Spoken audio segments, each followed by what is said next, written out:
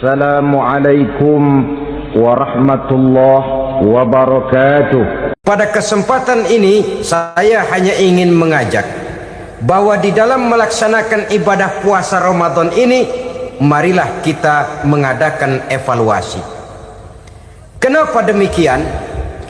Barangkali secara jujur, walaupun agak berat, saya masih harus berkata, masih banyak di antara kita umat Islam yang di dalam melaksanakan suatu ibadah terjebak dalam rutinitas ritual. Saudara-saudara kaum muslimin rahimakumullah, jenis puasa yang ketiga kita kenal dengan puasa wajib, dan ini kita laksanakan pada bulan suci Ramadan. Tentang teknis pelaksanaan ibadah puasa di bulan Ramadan sudah pernah saya bicarakan pada pertemuan tentang Ramadan dan Idul Fitri. Pada kesempatan ini saya hanya ingin mengajak bahwa di dalam melaksanakan ibadah puasa Ramadan ini, marilah kita mengadakan evaluasi. Kenapa demikian? Barangkali secara jujur, walaupun agak berat, saya masih harus berkata, masih banyak di antara kita umat Islam yang di dalam melaksanakan suatu ibadah terjebak dalam rutinitas ritual. Apa itu rutinitas ritual? Itu bahasa susah. Berhubung saya tidak ingin bicara yang susah-susah, kita bicara yang mudah-mudah saja. Maksud saya, banyak di antara kita umat Islam yang di dalam melaksanakan suatu ibadah itu hanya dengan prinsip asal sekadar gugur kewajiban saja. Akibatnya, sampai sejauh mana ibadah itu berhasil membentuk kepribadian diri kita, kita jarang mengadakan evaluasi dan penilaian. Sholat yang penting gugur kewajiban, puasa yang penting sudah gugur kewajiban, haji yang penting sudah gugur kewajiban. Maka jangan heran kalau itu yang jadi prinsip, ibadah lantas tidak punya dampak dalam membentuk kepribadian diri. Banyak orang yang rajin sholat tapi munkarnya jalan terus, sampai kadang-kadang kita bingung, yang sembahyang dia, yang nyolong dia. Puasanya kelihatannya tekun tapi tidak punya kepekaan sosial. Sama yatim piatu bersifat masa bodoh, sama fakir miskin malah gemes. Tidak lantas tumbuh kepekaan sosial walaupun dia sudah ikut merasakan tidak enaknya lapar dan haus. Ada juga yang sudah haji 4-5 kali mondar-mandir Jakarta Mekah, tapi gaya hidupnya tetap seperti katak di kolong tempurung, picik, sempit pandangan, dangkal hati, tidak terbuka walaupun sudah melihat Islam dalam skala internasional. Yang dia lihat, yang dia saksikan, yang dia pandang tidak sanggup menggugah dan mengubah jiwanya, tidak bisa mewarnai pandangan hidupnya. Inilah akibatnya kalau ibadah hanya dikerjakan dengan prinsip asal sekadar gugur kewajiban. Hasilnya yaitu tadi, hajinya cuma menang topi putih sama serban. Sholatnya cuma prinsip asal gugur kewajiban, begitu juga puasanya, begitu juga zakatnya dan ibadah-ibadah lainnya.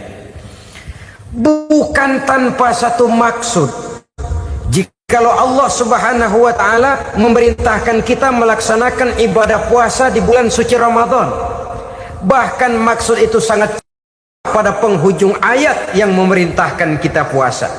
Ya ayyuhalladzina amanu kutiba alaikumus siyam kama kutiba alal ladzina min qablikum la'allakum tattaqun. Orang yang beriman, diwajibkan atas kamu berpuasa, telah diwajibkan juga kepada orang-orang yang sebelum kamu, la'allakum tattaqun, agar kamu dengan puasa itu menjadi manusia yang bertakwa kepada Allah Subhanahu wa taala. Dengan kata lain, berhasil atau tidak puasa Ramadan kita ini akan nampak takwa kita meningkat atau tidak setelah kita melaksanakan ibadah puasa. Sehingga kalau orang mengatakan Ramadan itu merupakan month of training, bulan latihan, keluar latihan tentu harus semakin naik dan baik gaya kehidupan kita. Jadi tujuan utama daripada pelaksanaan ibadah puasa adalah untuk membentuk manusia yang bertakwa. Nah, takwa itu kata Imam Qusairi hurufnya ada 4. Ta, qaf, wawu, ya. Masing-masing huruf ini simbol dari pribadi orang yang bertakwa, bina dan dibentuk oleh pelaksanaan puasanya. Mari kita lihat. Huruf ta adalah lambang dari sifat tawadhu, rendah hati. Orang yang bertakwa, orang yang tidak mempunyai sifat sombong. Puasa menanamkan kita kesadaran terhadap kelemahan, terhadap keterbatasan, terhadap segala ketidakmampuan yang kita miliki. Ya Allah, baru sehari nggak kena makan, nggak kena minum, sudah begini lemesnya. Puasa memang, kalau pagi orang masih sehat, masih terdorong oleh sahur, siang masih lumayan, tapi zuhur ke atas biasanya mulai sikap lemah manusiawi, keterbatasan kekuatan biologis itu mulai nampak. Dari sini tanam satu kesadaran, kalau begitu apa yang mau disembuhkan di hadapan Allah? Kaya, siapa sih orang paling kaya? Ilmu, siapa sih orang paling pintar? Pangkat, siapa sih orang paling tinggi jabatannya? Dari sifat semacam ini lahir introspeksi, rasa mawas diri, timbul sifat tawaduknya, rendah hatinya, tidak melonjak menjadi angkuh dan sombong lantaran sedikit kemampuan dan kekuatan yang dimilikinya. Lalu untuk sikap yang lebih jauh, terwujudlah, terbentuklah apa yang dinamakan stabilitas temperatur batin. Orang tetap konstan menjaga nilai-nilai idealisme yang pernah dimilikinya. Dia mulai dengan adil, dia berjalan tetap dengan keadilan, dan dia berakhir juga tetap dalam keadilan. Jangan mulainya adil, tengahnya setengah adil, di akhirnya malah zolim sama sekali. Ini tidak punya stabilitas temperatur batin. Kan banyak orang begitu toh. Mulanya benar, belakangan mau benar sendiri. Mulanya sudah rela berkorban buat kepentingan orang banyak, belakangan malah selalu mengorbankan kepentingan orang banyak. Waktu di bawah rajin baca ayat kursi, dapat kursi lupa ayat. Stabilitas temperatur batin, tertipu oleh perasaan seolah-olah situasi dan kondisi sudah serba memungkinkan, sudah serba menguntungkan. Orang yang dibentuk pribadinya oleh pelaksanaan ibadah puasa, dia sadar apapun keberhasilannya, apapun kedudukannya, apapun nilai kekayaannya, itu cuma sebagian kecil sekali dari apa yang ada pada zat Allah Subhanahu wa ta'ala. Hati tidak takabur, sesuai dengan namanya takabur dari kalimat takabbaro ya takabbaru, membesar-besarkan diri. Orang yang suka membesar-besarkan diri, orang yang tidak yakin bahwa dirinya orang besar, lalu dibesar-besarkan dirinya. Sebenarnya itu sudah satu sikap di mana dia tidak percaya kepada diri sendiri. Dirinya sebenarnya bukan apa-apa, cuma ingin dianggap besar, lalu dibesar-besarkan. Takabbur namanya. Puasa sekali lagi melatih kita menanamkan kesadaran akan kelemahan dan keterbatasan kita sebagai makhluk. Itu sikap tawadhu. Fir'aun, saudara tahu Fir'aun, lama-lama dia jadi raja, lupa diri dan lupa daratan, melonjak menjadi angkuh dan sombong sampai kepada puncak kekurang ajarannya, memproklamirkan dirinya menjadi Tuhan. Hitler juga begitu.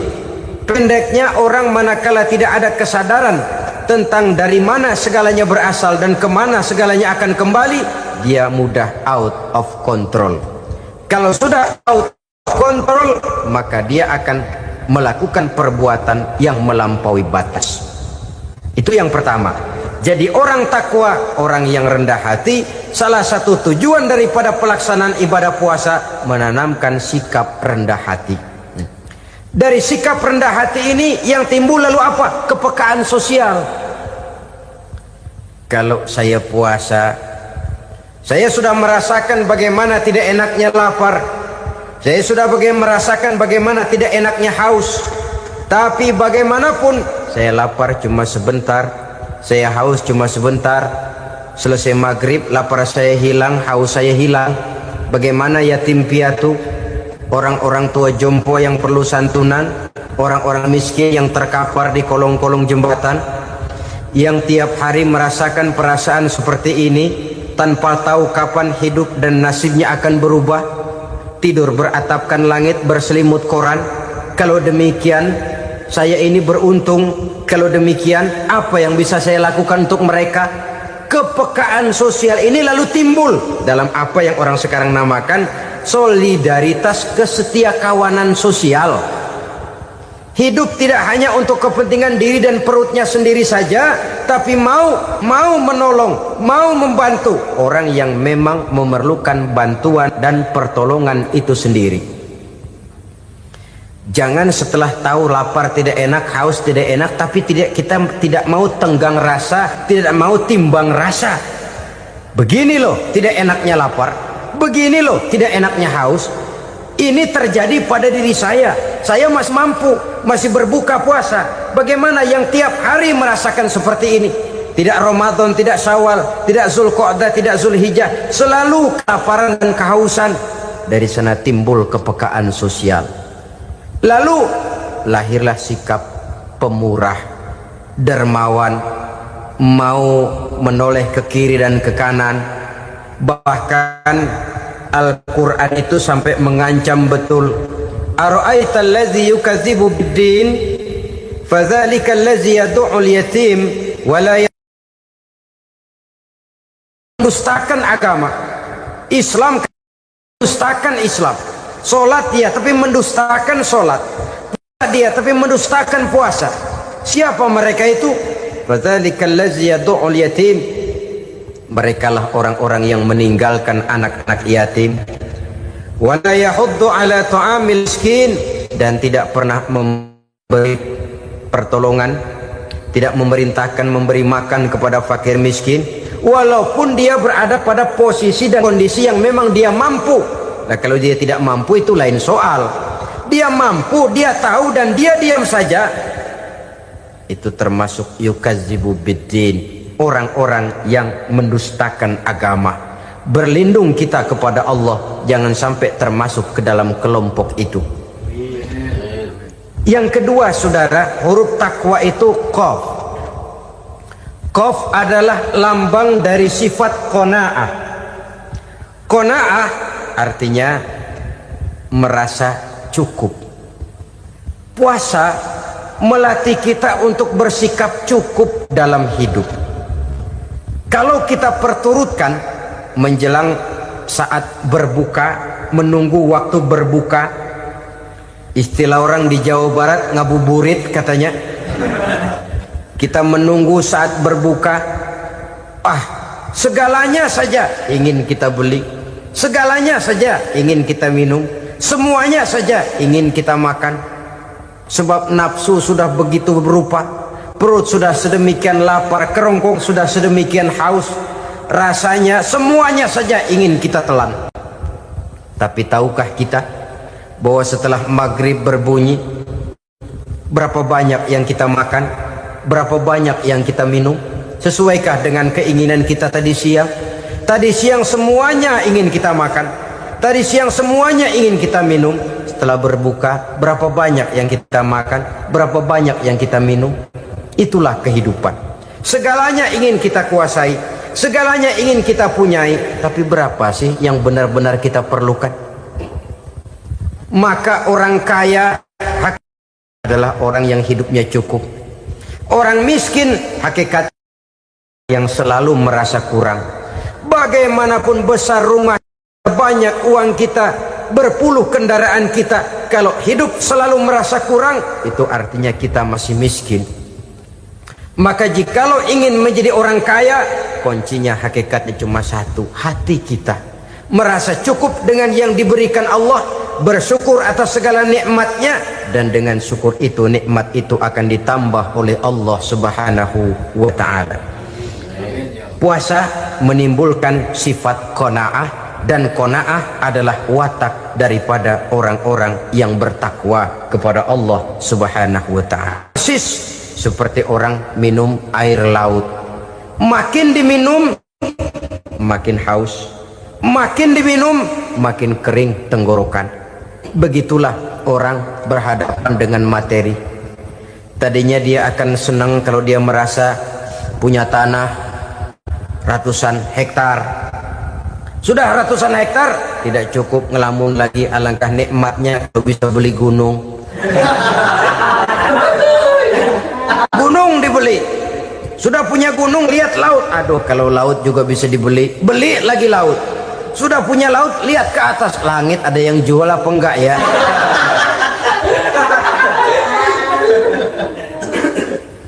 Seperti orang berhadapan dengan air laut yang makin diminum makin membuat kita haus dan makin kering tenggorokan ini. Maka itu harus dihentikan. Sikap untuk menghentikan itu tidak lain adalah dengan sifat qanaah itu tadi, merasa cukup dengan apa yang diberikan Allah, mensyukuri nikmatnya. Itu yang kedua. Yang ketiga, pada kalimat takwa ada huruf wawu. Wawu adalah simbol dari sifat wara dengan ain. Wara, orang yang terpelihara dirinya baik dari yang subuhat, lebih-lebih dari yang haram. Subuhat, saudara tahu, barang yang remeng-remeng.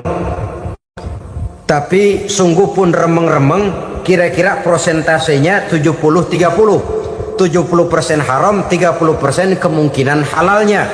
Maka yang subuhat lebih baik dijauhi daripada diambil.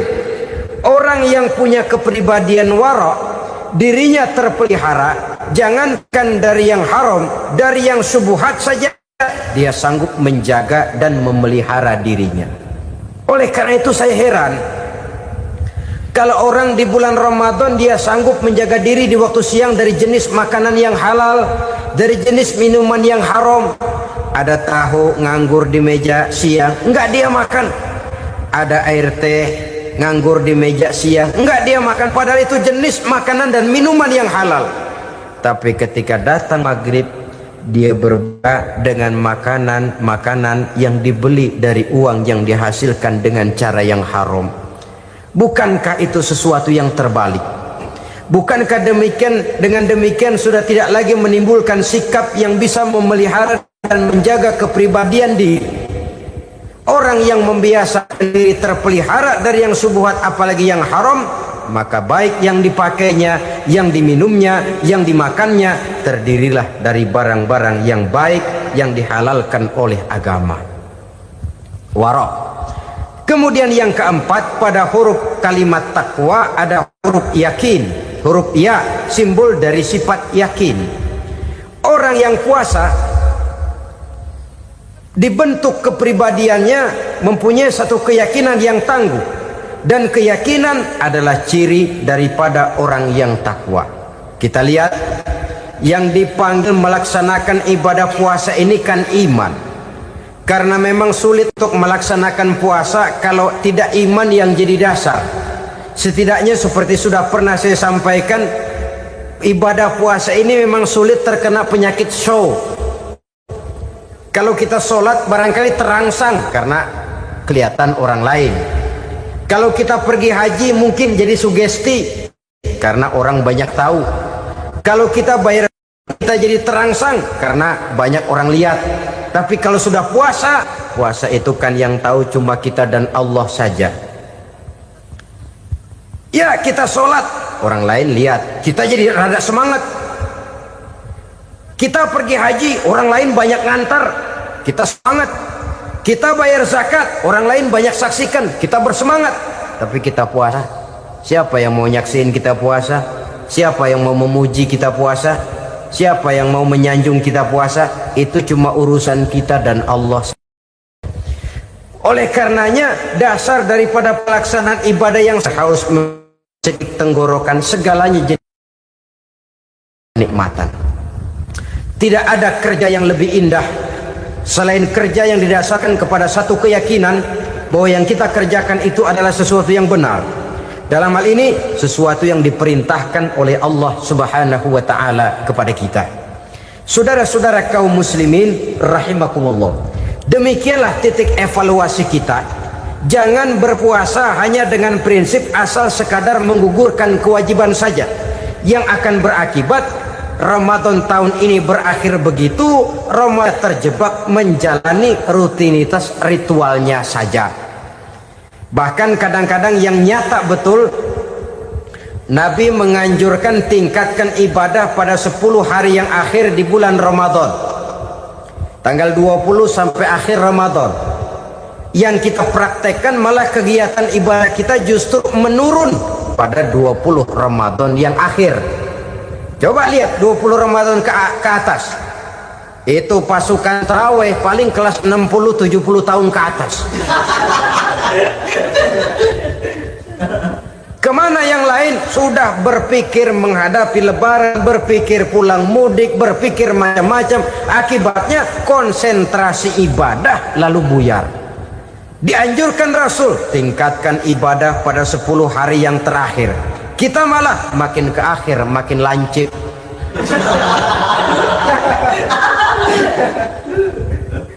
Saudara-saudara kaum muslimin rahimakumullah. Kita terjebak oleh sesuatu yang sementara, oleh sesuatu yang bersifat kulit, lalu meninggalkan isinya. Padahal jikalau kita tidak mengisi Ramadan dengan kegiatan ibadah, berarti kita tidak keluar dari Ramadan dengan jiwa yang baru, yang sudah ditempa oleh pengalaman ibadah di bulan Ramadan. Artinya kita tidak kembali kepada fitrah, kesucian seperti saat kita dilahirkan. Lalu kalau kita tidak kembali kepada fitrah, apa yang mau kita rayakan pada Idul Fitri itu? Di mana letak kegembiraan kita? Di mana letak kebahagiaan hati? Kembalikah kita kepada fitrah? Tidak. Benarkah puasa yang kita kerjakan? Kelihatannya juga tidak. Adakah dampak dari pelaksanaan ibadah dalam pribadi kita? Tidak. Kadang-kadang Ramadan selesai malah teriak merdeka.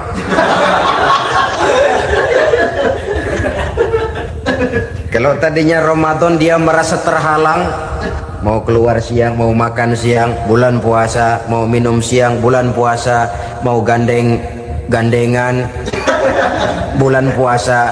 Ramadan selesai, kibarin bendera, teriak merdeka.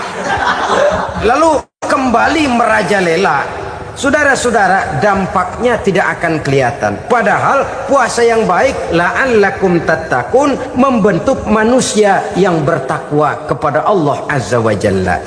Nah, sekarang apa kemudahan dan keistimewaan yang akan diberikan Allah kepada mereka yang sampai kepada tingkat takwa ini? Al-Quran menjelaskan, pertama, may yattaqillaha yaj'al lahu makhraja. Barang siapa yang bertakwa kepada Allah Subhanahu wa taala, maka dia akan diberikan makhraja. Makhraja itu jalan keluar dari segala macam kesulitan. Jalan keluarnya ada saja. Menurut ukuran kemampuan dia tidak mungkin, mustahil, tidak bisa, mana mungkin. Tapi pada waktunya ada saja jalan keluarnya. Termasuk jenis yang yaj'al lahu makhraja. Orang yang bertakwa kepada Allah selalu diberikan jalan keluar dari segala kesulitan yang dihadapinya. Siapa sih orangnya yang tidak pernah sulit dalam hidup ini? Siapa orang yang tidak pernah mengalami kesulitan? Tapi kadang orang menilai, itu kelihatannya hidupnya enak aja ya, kayaknya nggak pernah mengalami kesulitan. Sebenarnya bukan tidak pernah mengalami kesulitan, Allah selalu memberikan jalan keluar dari segala kesulitan yang dihadapinya. Lah kalau Allah yang memberikan jalan keluar, tentu sangat mudah sekali. Orang yang bertakwa diberikan jalan keluar dari segala macam kesulitan. Satu. Yang kedua, wa yarzuqhu min haitsu la yahtasib. Dia akan diberikan rezeki oleh Allah dengan jalan yang tidak disangka-sangka. Rezekinya datang dengan cara yang tidak disangka-sangka. Gajinya mungkin kecil, tapi penghasilannya gede. Kan itu yang penting. Gaji dan penghasilan kan lain tuh. Boleh jadi gaji kecil, asal penghasilan gede, kan nikmat hidup itu. Nah, penghasilan ini ada yang bisa kita perkirakan. Bisa kita perkirakan. Misalnya gaji itu tadi. Kalau saya kerja, gaji saya begini. Ada rezeki yang masuk min haitsu la yahtasib. Tidak kita sangka-sangka, tidak kita duga-duga, tahu-tahu ada saja rezeki. Datang orang bawa persoalan yang mendatangkan hasil. Sebab rezeki, jodoh, maut memang seperti bayangan. Kita uber-uber dia lari, kita diem dia diem. Kan gemesin itu. Bayang-bayang itu begitu. Kita kejar, dia lari. Rezeki juga begitu. Kita diam, dia diam. Setengah mati yang namanya rezeki kita cari, kita uber, ngobek sampai ratusan bohong kita kerjain. Tapi memang belum waktunya, ya sulit untuk tembus. Tapi kadang-kadang giliran kita nongkrong di rumah, datang orang bawain rezeki. Itulah yang namanya rezeki. Tapi ini untuk orang yang bertakwa. Kalau tidak punya kredibilitas takwa, jangan lalu pakai ayat ini. Diberikan Allah dengan rezeki dengan jalan yang tidak disangka. Kan ada ayatnya dah. Kita mah manteng aja di rumah dah. Ntar juga tuh rezeki datang. Ini fasilitas yang diberikan kepada orang yang wa may yattaqillah, bertakwa kepada Allah, yarzuqhu min haitsu la yahtasib, diberikan rezeki dengan cara yang tidak disangka-sangkanya. Maka kadar ketakwaan jangan membuat kita buruk sangka. Tuh orang ya nggak kemana-mana, duitnya ada aja. Kalau dia takwa, Allah berikan jalan keluar. Yang lantas ngelihat kiai orangnya ahli ibadah, ilmunya tinggi, akhlaknya luar biasa, takwanya tinggi, rezekinya lancar, lalu husnuzon nih kiai nggak kemana-mana, duitnya banyak, miara tuyul kali ini. Itu termasuk jaminan Allah yang masuk kategori min haitsu la yahtasib. Yang ketiga, yaj'al lahu min amrihi yusra, dimudahkan segala urusannya. Dimudahkan segala urusannya. Kemudian yang keempat, yukaffir anhu sayyiatihi wa yu'azzim lahu ajra, diampuni segala kesalahannya dan dibesarkan pahala kebaikan yang dikerjakannya. Maka mudah-mudahan puasa yang kita kerjakan mengantarkan kita kepada ketakwaan kepada Allah, dan takwa membuka janji Allah kepada kita di dalam kehidupan ini. Kenapa sih kita yakin Quran itu kitab suci? Pertama, ajarannya sesuai dengan fitrah manusia. Suatu kitab dinamakan suci kalau konsep ajarannya sesuai dengan fitrah. Contoh, ini laki-laki ini seneng nggak sama perempuan? Normal. Kalau nggak seneng, saya ragu-ragu. Perempuan seneng nggak sama laki-laki?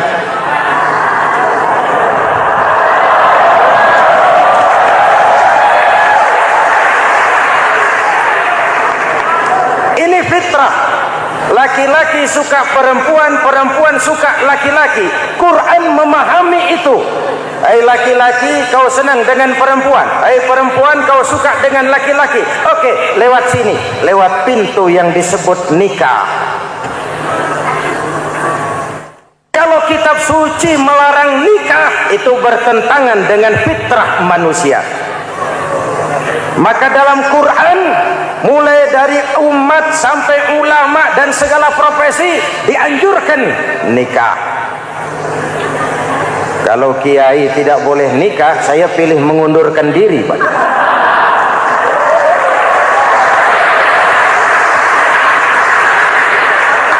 Itu bertentangan dengan fitrah. Lagian mubazir dikasih perabotan nggak dipakai.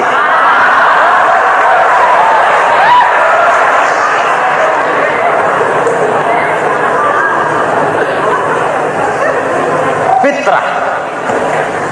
Contoh lagi, manusia perlu makan. Kalau ada kitab suci menyuruh puasa terus dari pagi sampai sore sampai malam sampai pagi lagi, eta teh kitab gelo.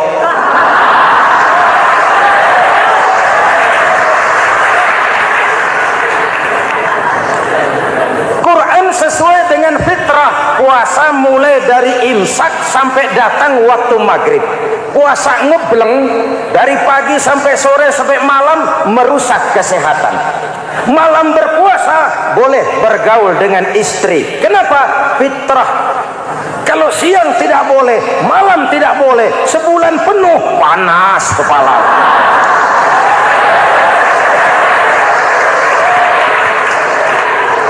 Rontok rambut. Hadirin yang saya hormati, itu yang pertama. Yang kedua, kita yakini Quran sebagai kitab suci karena isinya tidak saling bertentangan, konsekuen, konsisten. Kalau ada satu kitab, di satu ayat mengajarkan Tuhan Esa, di lain ayat mengajarkan tiga, liar itu mah. Bagaimana kitab suci isinya paradoks? Bagaimana kitab suci isinya saling bertentangan? Di ayat manapun sekali Quran berkata Allah itu Esa, selamanya Esa. Isinya tidak saling bertentangan. Lalu yang ketiga, kita yakini Quran kitab suci karena dia bersih dari intervensi manusiawi. Sejak turunnya Al-Quran menantang, jikalau kamu ragu terhadap Quran yang kami turunkan kepada hamba kami Muhammad, kamu anggap itu cuma bikinan Muhammad. Kalau Muhammad bisa, kamu tentu bisa. Baik, bikin satu surah semacam Al-Quran. 14 abad yang lalu tantangan ini turun dan sampai malam ini belum terjawabkan. Pak, barangkali tidak ada yang mau coba. Banyak. Antara lain Musailamah Al-Kazzab. Dia mencoba membuat menandingi Al-Quran. Dia buat satu surah namanya surah Al-Fil. Bunyinya begini, bikinan Musailamah. Al-Fil, wa mal-fil, wa ma adraka mal-fil, lahu khurtumun tawil, wa lahu zail. Sudah berbentuk syair. Isinya apa? Al-Fil, gajah. Wamal fil, apakah gajah itu? Wama adraka mal fil, tahukah kamu apa itu gajah? Lahu khurtumun tawil, dia punya belalai panjang. Walahu zail, dan dia punya ekor. Gak usah turun ayat begituan, orang tahu.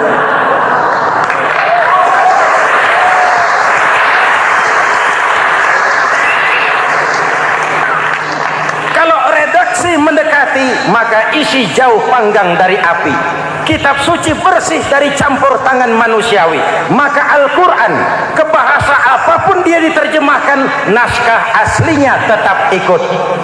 Dia boleh diterjemahkan ke bahasa Sunda, bahasa Jawa, bahasa Padang, bahasa Inggris, bahasa Jerman, bahasa Belanda, naskah aslinya tetap ada. Kenapa? Bahasa ke bahasa perbedaannya sering frontal. Kalau dari gelas menjadi gelas, eta mah caket. Dari lamp menjadi lampu, itu masih serumpun. Tapi cokot Sunda dengan cokot Jawa, itu jauh bedanya. Atos Sunda dengan atos Jawa, itu jauh. Ulama Sunda sama ulama Jawa nggak pernah akur kalimat atos ini.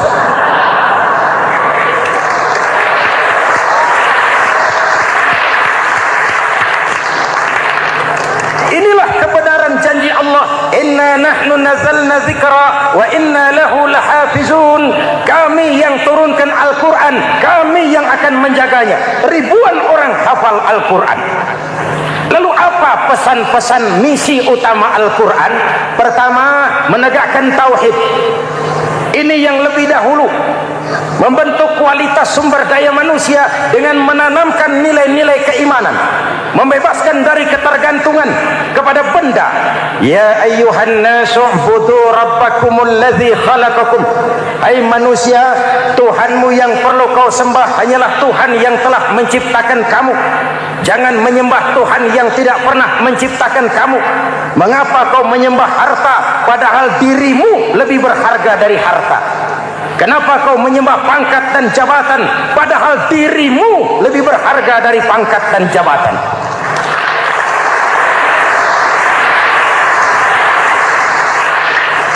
Diajak rasio berpikir, Tuhanmu yang perlu kau sembah hanyalah Tuhan yang menciptakan kamu. Dan Tuhan yang menciptakan kamu itu Tuhan yang lam yalid wa lam yulad, yang laisa kamislihi syai'un, dan itulah Allah Subhanahu wa taala. Ayo orang teh, ayeuna teh. Boleh pakai teh? Ayeuna teh, kita teh. Kalau kepada syirik jali, syirik yang terang-terangan, insya Allah tidak. Nyata-nyata menyembah berhala, tidak. Nyata-nyata menyembah pohon, tidak. Nyata-nyata berkeyakinan Tuhan lebih dari satu, tidak. Tapi kita sering terjebak pada syirik kecil, syirik khafi, syirik yang tersamar. Saya sejak pakai cincin ini, jangankan anak gadis, nenek-nenek ngelihat saya cincin.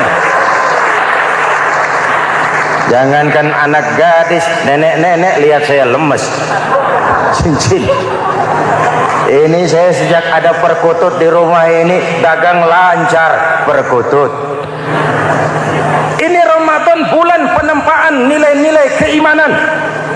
Misi utama Quran menegakkan tauhid, memerangi kemusyrikan, membebaskan manusia dari ketergantungan kepada benda. Dari situ kualitas sumber daya manusia dimulai. Saya sering mengungkapkan selama ini sistem pendidikan kita cuma mengisi otak, bukan membentuk watak. Otak diisi segala macam ilmu, tapi hati kosong, agama rapuh, akhirnya moral rendah. Muncul manusia-manusia yang pintar, cuma sayang tidak benar. Indonesia kita bangkrut, Indonesia kita terpuruk, Indonesia kita sakit sekarang ini, kan ulahnya orang-orang yang pintar tapi tidak benar.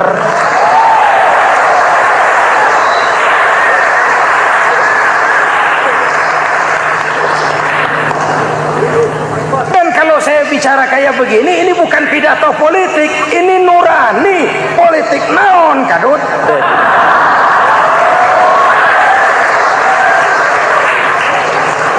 Ini nurani, ini tanggung jawab sebagai anak bangsa. Ibu bapak, saudara-saudara hadirin yang saya hormati, Rasul kalau masuk sepertiga yang akhir, sing-singkan lengan baju, hamparkan sajadah, lebih banyak di masjid daripada di rumah. Itu Rasul. Maka sepertiga yang akhir masjid makin ramai. Lihat Masjidil Haram. Lain dengan kita. Sepertiga yang akhir masjid mulai mengalami kemajuan. Safnya makin maju.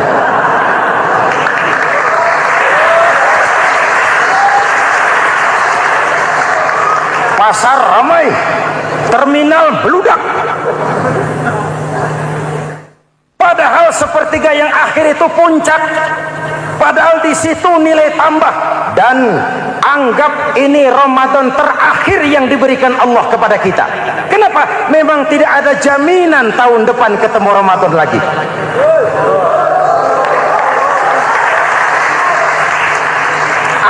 Ini Ramadan terakhir yang diberikan Allah kepada kita. Tidak ada jaminan tahun depan Ramadan akan ketemu lagi. Tidak ada jaminan. Manfaatkan peluang ini untuk melakukan pemutihan. Semua kita melakukan introspeksi. Tidak tahu kita Ramadan tahun depan nanti masih ketemu apa tidak. Sebagaimana kita tidak tahu kita masih hidup atau tidak. Hadirin yang saya hormati, misi kedua Al-Quran, persaudaraan, kebersamaan atas dasar keadilan dan kebenaran. Manusia bersuku-suku, ya. Manusia berbangsa-bangsa, memang itu diakui oleh Al-Quran. Inna khalaqnakum min dzakari wa untha wa ja'alnakum syu'uban wa qabaila. Kami ciptakan kamu dari laki-laki dan perempuan. Kami jadikan kamu bersuku-suku dan berbangsa-bangsa. Apa tujuannya? Agar kamu saling mengenal satu dengan yang lain. Persaudaraan, kebersamaan atas dasar keadilan dan kebenaran. Yang terlepas dari ras. Dari manapun orang datang, apapun warna kulitnya, dari suku apapun ia dilahirkan, kalau akidahnya sama, itu kan saudara kita.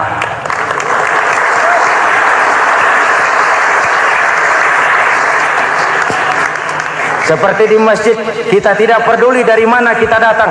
Yang datang dari kidul, madhab ngulon mang. Yang datang dari sebelah lor, madhab ngulon mang. Yang datang dari sebelah wetan, madhab kulon mang. Yang datang dari kulon, madhab ngulon. Bukan soal dari mana kau datang, tapi satu arah menghadapmu. Kau mau Betawi, mau Sunda, mau Jawa, mau Padang, mau Aceh, mau Batak, mau Ambon, kita satu nusa, satu bangsa, satu bahasa. Marilah kita jadi lem perekat buat lingkungan kita di saat keutuhan kita sebagai bangsa sedang dalam ujian berat. Semangat kebersamaan atas dasar keadilan. Tidak ada mayoritas menekan minoritas. Umat Islam itu kalau besar, dia mampu melindungi yang kecil. Kalau kecil, dia bisa menjaga diri. Tiap solat Jumat khatib berpesan pada akhir khutbah kedua, innallaha ya'muru bil adli wal ihsan. Innallaha ya'muru bil adli wal ihsan. Allah memerintahkan kamu menegakkan keadilan dengan argumen, bukan dengan sentimen. Mengajak, bukan mengejek. Merangkul, tidak untuk tujuan memukul. Kalau sebagai bangsa kita utuh, kompak dan bersatu, saya yakin kita akan bisa mengatasi kesulitan-kesulitan sekarang ini.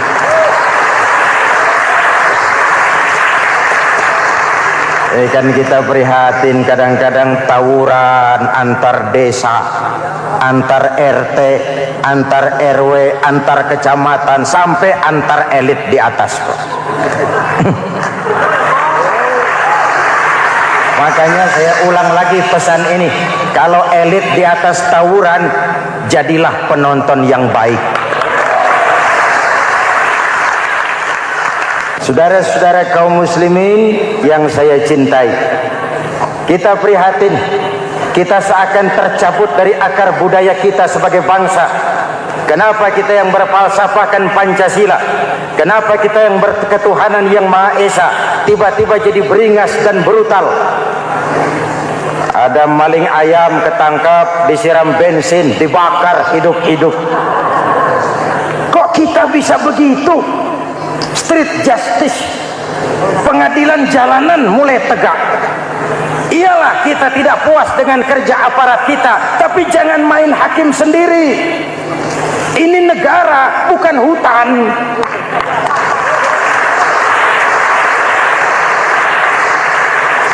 Jangan mencegah kemunkaran dengan menegakkan kemunkaran baru. Oleh hal-hal yang sepele yang mestinya kita bisa mencari jalan keluar dengan baik. Ayo luruskan saf, rapatkan barisan, satukan langkah, tautkan hati. Kita satu umat yang satu, diikat oleh Al-Quran. Hanya dengan kebersamaan kita akan mampu menata hari esok yang lebih baik atas dasar keadilan dan kebenaran. Dulu Muhammad Toha teriak takbir ngadepi Belanda. Bung Tomo teriak takbir ngadepi Belanda. Ayeuna takbir ngadepi batur sadulur salembur. Nanaonan.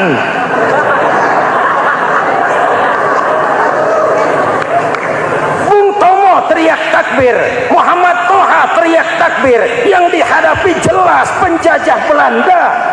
Kita ngadepi saudara sendiri, Allahu Akbar, yang sana teriak Allahu Akbar, setan tepuk tangan di tengah. Yuk kita rukun yuk, kita kompak yuk, kita bersatu yuk, kita pulang yuk.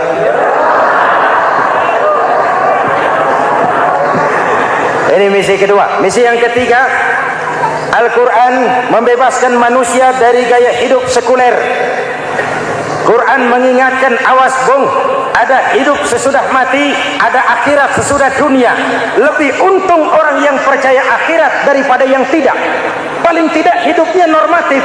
Contoh, saudara yakin akhirat ada, lalu saudara hidup baik-baik, menjauhi yang munkar, meninggalkan yang haram, saudara sujud, puasa, jihad, lalu saudara mati.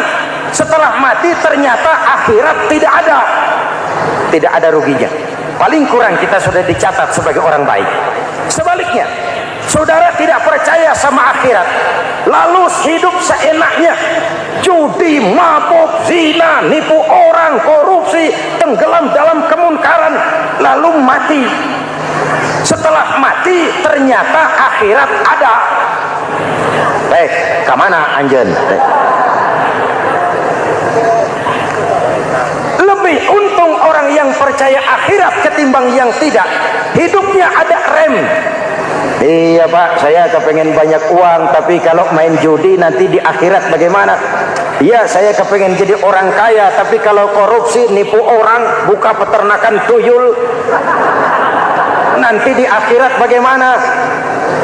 Gaya hidup yang berkeseimbangan. Ada hidup sesudah mati dan ada akhirat sesudah dunia. Yang keempat, Quran membebaskan manusia dari belenggu kebodohan. Quran ayat yang pertama turun sudah berkata, Iqra, baca, kamu jangan jadi bodoh. Kebodohan menimbulkan kemiskinan, kemiskinan mendekatkan kepada kekufuran. Yang kelima, ini kado buat ibu-ibu, Quran mengangkat harkat, derajat dan martabat kaum wanita. Sebelum Quran turun, sebelum Islam datang, nasib wanita sangat menyedihkan. Dilahirkan hanya untuk melahirkan. Kalaupun berperan, peranannya tidak lebih segitiga. Dapur, sumur, kasur. Kasur, sumur, dapur. Dapur, sumur, kasur. Wanita dilecehkan, sekadar alat pemuas nafsu. Datang Islam, Rasul terenyuh, An-nisa imadul bilad. Wanita adalah tiangnya negara. Jikalau baik wanita, baik negara. Jikalau rusak wanita, hancur negara. Karena wanita, negara jaya. Betul? Karena wanita, negara hancur. Betul? Maka wanita adalah bidadari yang kadang-kadang setan. Kadang-kadang.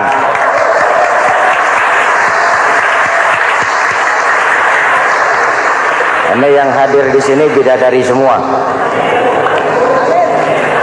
Ibu bapak, saudara-saudara hadirin yang saya hormati. Lalu bagaimana sikap kita terhadap Al-Quran? Quran sendiri menjelaskan, "Tsumma awrasnal kitaba allazina istafaina min ibadina."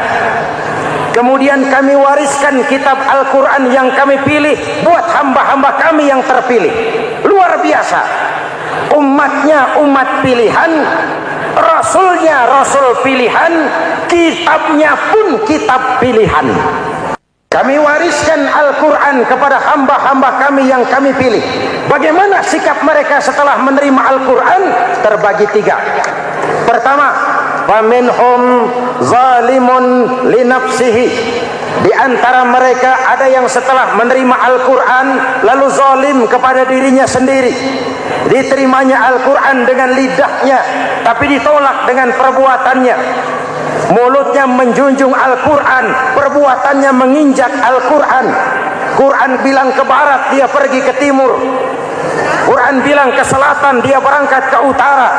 Quran bilang haram, dia terjang. Quran bilang halal, dia tidak mau. Orang seperti itu tidak zalim kepada Allah, tapi zalim kepada dirinya sendiri. Mudah-mudahan kita yang termasuk golongan ini. Amin. Yang kedua, wa minhum muqtasid. Di antara mereka ada yang menerima Quran 50-50. Separuh-separuh. Yang enak dilaksanakan, yang berat ditinggal. Padahal pada sisi lain Quran mengajarkan masuklah ke dalam Islam secara total, kafah, jangan separuh-separuh. Ini watak munafik. Kalau dilihat Islam menguntungkan, rame-rame teriak Islam. Ketika diminta berjihad, diminta berkorban, diminta zakat, rame-rame mengundurkan diri. Saya bangkrut Pak, saya miskin Pak, saya pailit Pak. Mental itu dalam awal-awal Baqarah dijelaskan. Kullama adha'a lahum masyaw fih wa idza adlama 'alaihim qamu. Kalau terang mereka berangkat, kalau gelap mereka mandek. Itu ciri orang munafik beragama. Kalau Islam menguntungkan, rame-rame teriak Islam. Ketika diminta berjihad, berkorban, berjuang, rame-rame mengundurkan diri. Muqtasid. Golongan yang ketiga, ini yang ideal. Wa minhum sabiqum bil khairati biiznillah. Di antara mereka ada yang setelah menerima Al-Quran lalu berlomba-lomba mengamalkannya, berlomba-lomba melaksanakannya. Jangan sampai yang baca Quran dengan suara merdu dapat piala, yang mengamalkan Quran dengan konsekuen dapat penjara.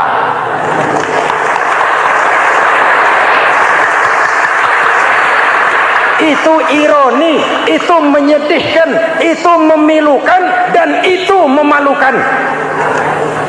Pilihan terserah kita. Satu hadis Rasulullah mengajarkan begini: man ja'alal Qur'ana amamahu qadahu ilal jannah, wa man ja'alal Qur'ana khalfahu saqahu ilan nar. Siapa yang meletakkan Quran di depannya, dijadikannya Quran sebagai imam, Quran akan membimbing dia ke surga, surga dunia, lebih-lebih surga akhirat. Sebaliknya, siapa yang meletakkan Quran di belakang, dibelakanginya ajaran Quran, Quran akan mendorong dia ke neraka, neraka dunia, lebih-lebih neraka akhirat. Quran imam apa makmum? Kita makmum apa imam?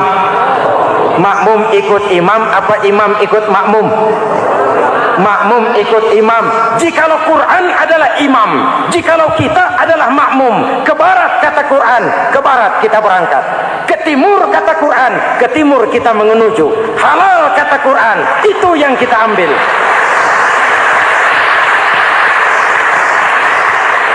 Mari kita jadikan Ramadan sebagai bulan di mana sedikit demi sedikit kita berupaya kembali menjadi generasi yang Qurani. Rasulullah pernah ditanya, kalau Tuhan wafat ya Rasul, kemana kami minta nasihat? Aku tinggalkan kamu dua nasihat. Satu yang diam saja, satu yang bisa bicara. Yang bisa bicara apa ya Rasul? Al-Quran. Minta nasihat Quran. Yang diam saja apa ya Rasul? Maut. Dalam hidup ada dua nasihat.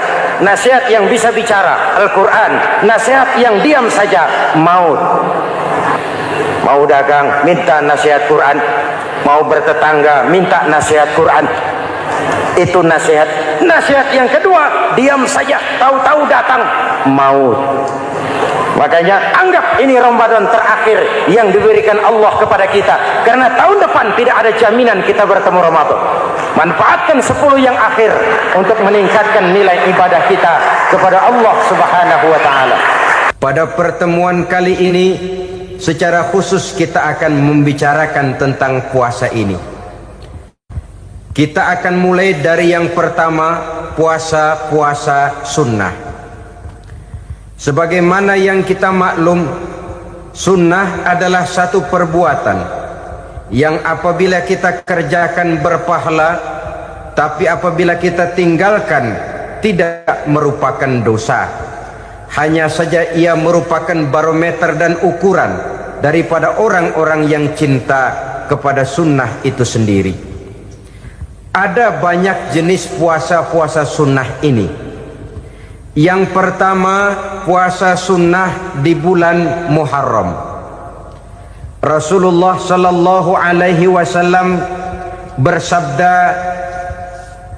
"Afdhalus siyami ba'da Ramadan syahrullahil Muharram, wa afdhalus salati ba'dal fardhah salatul lail." Diriwayatkan oleh Muslim dari Abi Hurairah. Puasa yang paling utama sesudah puasa Ramadan tidak lain adalah puasa di bulan Muharram. Dan solat yang paling afdol sesudah solat yang wajib adalah solat pada sepertiga malam yang akhir.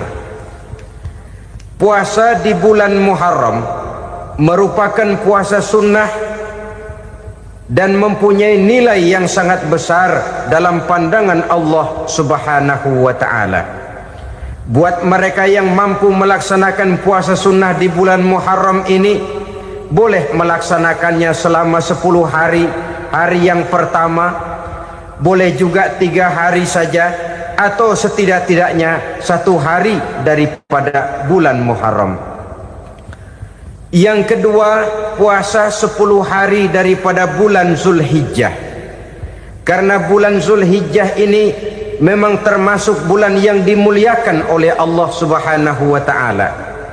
Pertama, di sana ada hari Tarwiyah, ada hari Arafah, ada hari kurban, ada talbiyah, ada pelaksanaan haji dengan segala manasiknya. Maka puasa sunnah di bulan Zulhijjah merupakan amalan yang sangat utama dan besar pahalanya dalam pandangan Allah Azza wa Jalla. Sebagian ulama menjelaskan, man shoma hazihil ayyam akramahullahu bi asyri asya'in. Siapa orang yang melaksanakan ibadah puasa sunnah pada hari-hari 10 di bulan Zulhijjah ini, Allah Subhanahu wa ta'ala akan memuliakannya dengan 10 macam perkara. Saudara, ini keuntungannya.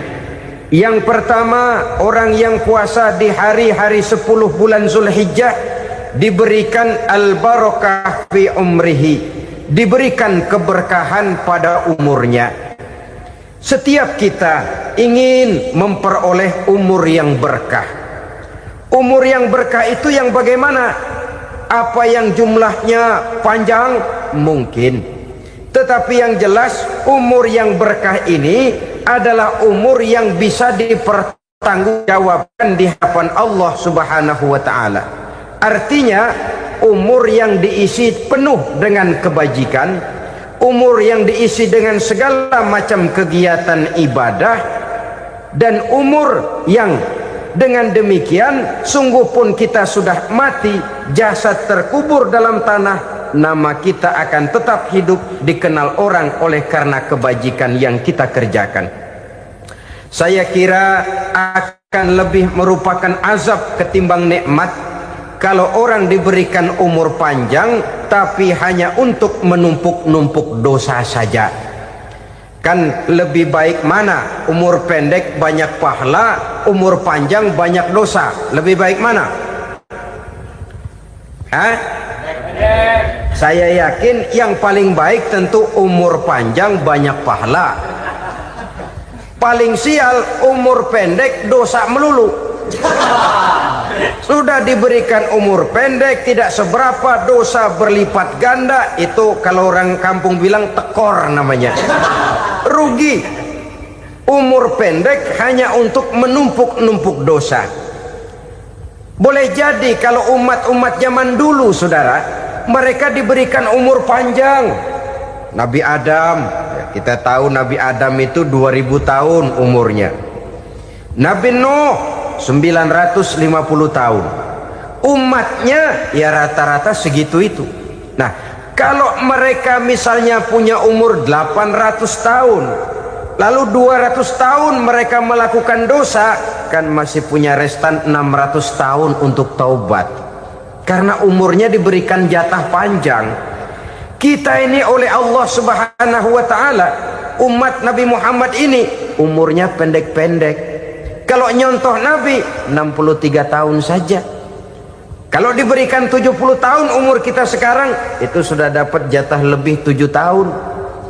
Alhamdulillah bahwa Allah memberikan saat-saat, waktu-waktu, tempat-tempat yang punya nilai istimewa, sehingga umur yang pendek ini bisa bernilai panjang, nilai ibadahnya bisa bernilai pahala seperti umat yang berumur panjang dahulu itu.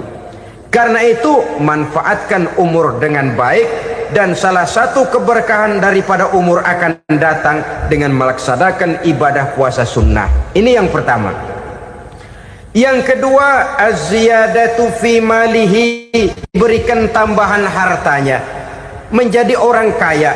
Kaya apa? Kaya hati setidak-tidaknya. Karena dengan tekun dan rajin melaksanakan ibadah puasa, yang segera tertanam dalam jiwa seseorang merasakan cukup di dalam kehidupan. Itulah dia orang yang paling kaya, orang yang hidupnya paling cukup. Kalau orang sudah merasa cukup dalam hidupnya, maka itulah dia orang yang kaya. Saudara-saudara kaum muslimin rahimakumullah, puasa sunnah memberikan tambahan harta, usahanya berkembang, dengan demikian membawa keberkahan, hartanya makin bertambah, akan menunjang ibadahnya kepada Allah, lebih memantapkan dan membawa ketenangan dalam hidupnya. Itu termasuk berkahnya melaksanakan puasa sunnah itu.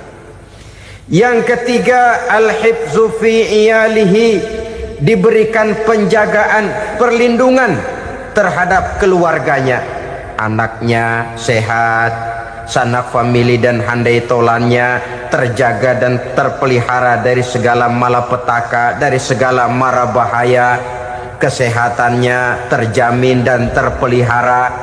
Itu sudah merupakan modal yang sangat besar di dalam kita mengarungi kehidupan. Sebab rasanya sulit untuk bahagia, duit kita banyak sekali, usaha kita selalu mendatangkan untung yang berlipat ganda. Tapi sebentar-sebentar anak kita sakit, yang ampek, yang korengan, yang kena musibah, ndak tak karu-karuan sakit, berobat sampai jutaan rupiah. Itu kan sudah tidak membawa kebahagiaan. Uang masuk yang begitu banyak jumlahnya, habis akhirnya untuk berobat saja. Sebenarnya hitung-hitung ya seri-seri juga. Usaha berhasil, duit banyak, habis untuk berobat. Lah sama juga saudara-saudara. Jadi dengan demikian, biar duit kita banyak, asal keluarga pada sehat saja, udah enak bener itu. Duit banyak, ekonomi cukup, keluarga sehat, nikmat rasanya menjalani kehidupan ini. Yang kiamat sudah duit kagak barang seperak, keluarga ampek semua. Kiamat sudah. Saudara hadirin yang saya hormati, jadi yang ketiga, Allah memberikan pemeliharaan terhadap keluarganya. Satu kali orang dipelihara Allah, tidak satu kekuatan pun yang bisa mencelakakan. Satu kali orang disengsarakan Allah, tidak satu tenaga pun yang mampu menyelamatkannya. Itulah sebabnya perlindungan Allah, pemeliharaan Allah terhadap diri dan keluarga sangat kita perlukan di dalam kehidupan ini. Dengan melaksanakan ibadah puasa, kita mendekatkan diri kepada Allah. Dengan dekat kepada Allah, maka Allah pun dekat kepada kita. Sehingga dalam hadis qudsi dikatakan, ta'arraf ilallahi firraha ya'rifka fi syiddah. Ingatlah kepada Allah di waktu kamu senang, agar Allah ingat kepada kamu di waktu kamu susah. Yang kita laksanakan kadang-kadang sebaliknya. Waktu susah kita ingat Allah, waktu senang kita lupa Allah. Akhirnya nanti pada waktu kita melarat, kebelangsak, susah dan sebagainya, pertolongan tidak akan datang kepada kita. Benar, ta'arraf ilallah firraha ya'rifka fi syiddah. Ingatlah kepada Allah di waktu kamu susah, ingatlah kepada Allah di waktu kamu senang, agar Allah ingat kepadamu di waktu kamu mendapat kesusahan. Umumnya watak manusia memang kalau sudah dapat susah, ingat kepada Allah. Waktu duduk, waktu berbaring, sambil tidur, dalam segala keadaan Allah disebutnya, Allah dimintakan pertolongannya. Tapi dikala dia berada pada posisi di atas angin, merasa senang, bahagia, Allah terlupakan. Saudara-saudara kaum muslimin, itu yang ketiga. Yang keempat, at-takfiru li sayyiatihi. Orang yang melaksanakan puasa sunnah itu diampuni segala dosa dan kesalahan yang telah dilakukannya. Dan yang kelima, at-tad'ifu li hasanatihi, diberikan balasan yang berlipat ganda dari segala kebaikan yang dikerjakannya. 1 berbalas 7, 7 bisa berbalas 10, 10 masih berbalas 100, masih ditambah dengan wallahu yudha'ifu liman yasha. Allah melipat gandakan pahala orang-orang yang dikehendakinya. Maka carilah satu kebaikan yang apabila kita kerjakan, dosa akan dihapus dan nilai pahalanya menjadi berlipat ganda. 1 kali kita bekerja, 2-3 pulau bisa kita raih dan kita jangkau. Yang keenam, orang yang melaksanakan puasa sunnah di bulan Zulhijjah, at-tashil li sakarati mautihi, diberikan kemudahan pada saat menghadapi sakaratul maut. Maut a mysterious problem. Dia adalah pintu yang setiap orang pasti akan memasukinya. Bahwa mati adalah mati, itu semua kita tahu. Tapi hakikat orang pada saat menghadapi mati itu kan berbeda-beda. Ada yang matinya itu gampang sekali, persis orang tidur saja, tidak nampak gelisah, tidak bikin susah yang hidup, tidak gelimpangan di tempat tidur, persis seperti orang mau tidur saja. Ada yang sulit sekali menghadapi sakaratul maut, gelimpangan di tempat tidur, bikin bingung orang yang nunggu, kadang-kadang seperti kerbau digorok lehernya. Saudara-saudara, sulit menghadapi sakaratul maut. Oleh karena itu Rasulullah sallallahu alaihi wasallam sering beliau itu kalau berdoa membaca Allahumma hawin alayya fi sakaratil maut.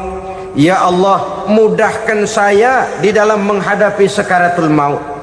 Rasulullah saja, saudara, orang yang ibadahnya paling banyak, orang yang hatinya paling bersih, orang yang akhlaknya paling luhur, masih berdoa semacam ini, mohon dimudahkan oleh Allah agar mudah menghadapi sakaratul maut. Apalagi kita, terus terang kita ini paling-paling kelas muhtalid, bangsa sama pahala mau sama dosa doyan. Lebih perlu lagi menghadapi sakaratul maut, sehingga apabila malaikat maut datang menjemput nyawa kita, dimudahkan, jangan dibikin sulit, supaya mudah. Jadilah orang baik-baik. Biasanya kalau banyak yang mati, malaikat maut juga kali main-mainin dulu tuh orang, utak-atik, ditakut-takutin dan segala macam. Saudara hadirin yang saya hormati, maka menghadapi sakaratul maut ini merupakan kunci. Apakah seseorang bisa husnul khatimah atau bisa su'ul khatimah? Salah satu jalan untuk memudahkan diri menghadapi sakaratul maut, melaksanakan puasa sunnah di bulan Zulhijjah ini. Yang ketujuh, ad-diya'u li zulumati qabrihi, diberikan terang di alam kuburnya. Kubur, saudara tahu, saudara tentu sering lihat orang dimasukkan ke liang lahat, ditutup dengan papan, dinding ari kata kita di kampung, lalu diuruk lagi dengan tanah.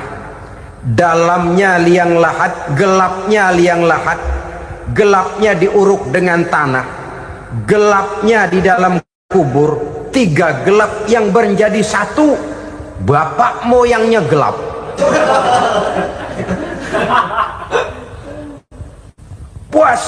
Puasa sunnah ini merupakan terang di alam kubur kita nanti. Yang kedelapan, at-tasqil limizanihi, diberikan keringanan pada timbangan di hari akhirat nanti. Bahwa setelah dibangkitkan dari kubur, setiap kita akan menghadapi perhitungan, akan ditimbang segala macam kebaikan dan segala macam kejahatan yang pernah kita lakukan di dalam kehidupan. Orang yang melaksanakan ibadah puasa sunnah, at-tasqilu limizanihi, diberikan keringanan timbangan hari akhiratnya nanti. Yang kesembilan, an-najah minal bala, diberikan keselamatan dari segala macam bencana. Dan yang ke-10, as-su'ud ala darajatihi, diberikan ketinggian, naik derajatnya. Derajat di dunia, lebih-lebih lagi derajat di akhirat nanti.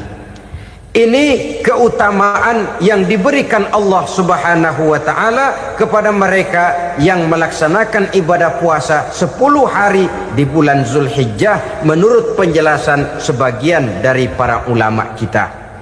Jadi setelah puasa Muharram ada lagi puasa Zulhijjah. Kemudian puasa sunnah yang ketiga, puasa sunnah pada hari Senin dan hari Kamis. Apa sumber hukumnya? Diriwayatkan oleh Imam Muslim dari Abi Qatadah, Rasulullah Shallallahu Alaihi Wasallam ditanya tentang puasa pada hari Senin. Kenapa Rasul melakukan itu? Beliau menjawab, zalika yaumu wulidtu fihi wa yaumu bu'istu au unzila alayya fihi. Hari Senin itu adalah hari di mana aku dilahirkan dan hari di mana aku dibangkitkan. Wahyu pertama turun kepadaku pun pada hari itu. Maka sunnah melaksanakan puasa pada hari itu. Adapun hari Kamis, ada hadis yang diriwayatkan oleh Imam Turmuzi dari Abi Hurairah, Nabi bersabda, tu'radul a'malu yaumul isnaini wal khamisi fa uhibbu ay yu'radu amali wa ana sha'im. Disetor amal setiap manusia pada hari Senin dan pada hari Kamis. Maka aku ingin, kata Nabi, agar pada saat amalku disetor itu aku sedang puasa. Jadi malaikat itu menurut riwayat ini mencatat dan menyetorkan catatan amalan seseorang pada hari Senin, hari Kamis. Tiap hari Senin amalan kita disetor oleh malaikat. Catatan terakhir tentu yang sedang kita kerjakan, sehingga yang masuk daftar, saya tinggalkan orang ini, dia sedang puasa, karena naik catatan amalnya pada hari Senin. Kamis diangkat lagi, catatan paling akhir, saya tinggalkan orang ini, dia sedang puasa. Itu makna fa uhibbu ayyurada amali wa ana shaim. Aku senang kalau pada saat amalku disetor, catatan paling akhir aku lagi puasa. Satu keistimewaan. Alangkah celaka tiap amalan disetor kita sedang berbuat jahat. Senin, Kamis, teler, mabok, judi. Tiap amalan disetor, catatan akhirnya saya tinggalkan si fulan lagi teler. Laporan Senin. Kamis laporan lagi, saya tinggalkan si fulan lagi mirit kartu.